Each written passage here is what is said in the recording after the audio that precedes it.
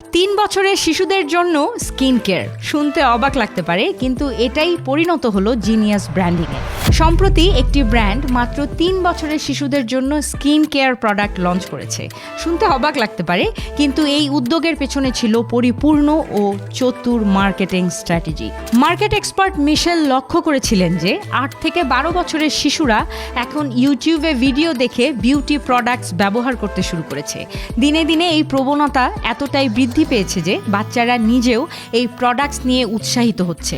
কিন্তু সমস্যা হলো, বাজারে যেই বিউটি প্রোডাক্টসগুলো পাওয়া যায় সেগুলো সাধারণত বাচ্চাদের জন্য হার্মফুল। সেই সাথে প্যারেন্টসদের কাছে স্পষ্ট ছিল না যে কিভাবে এই ইনক্রিজিং চাহিদাকে সুরক্ষিতভাবে পূরণ করা যায়। কারণ বাজারে অধিকাংশ প্রোডাক্ট তৈরি হচ্ছে অ্যাডাল্ট বা মিলেনিয়াল স্কিনের জন্য, যা বাচ্চাদের জন্য নয়। ঠিক এই চ্যালেঞ্জ মোকাবেলায় মিশেল উদ্ভাবন করলেন 3 বছরের শিশুদের জন্য ব্র্যান্ড রিনি। প্রথমে মনে হতে পারে 3 বছর কেন, কিন্তু এই সিদ্ধান্তই ছিল ব্র্যান্ডের চতুর ও অভিনব কৌশল। এখানে রিয়েল ডিমান্ড না থাকলেও সৃজনশীল পজিশনিং ব্র্যান্ডকে মাত্র 48 ঘন্টার মধ্যে ভাইরাল করে দিল।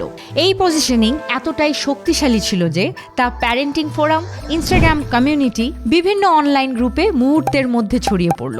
সেই সাথে ব্র্যান্ডের জন্য তৈরি হলো এক ধরনের ফ্রি ডিস্ট্রিবিউশন, সম্পূর্ণ বিজ্ঞাপন ছাড়া।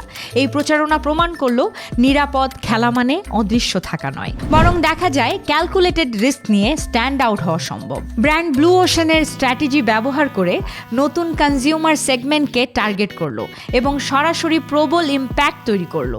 এই পুরো স্ট্র্যাটেজিটি ছিল controversy plus genius marketing equal to strategic brand virality. ফলাফল একদম স্পষ্ট ও কার্যকর পজিশনিং, যা শুধু ভাইরাল নয় বরং টার্গেট গ্রুপের সঙ্গে আস্থার সম্পর্কও তৈরি করেছে। এই উদ্যোগ প্রমাণ করলো সঠিক মার্কেটিং কৌশল এবং সৃজনশীল চিন্তা কোনো বিজ্ঞাপন ছাড়াই ওয়ান্ডারফুল ইমপ্রেশন তৈরি করতে পারে। এরকম আরও ইন্টারেস্টিং মার্কেটিং স্ট্র্যাটেজি জানতে ফলো এবং সাবস্ক্রাইব করুন।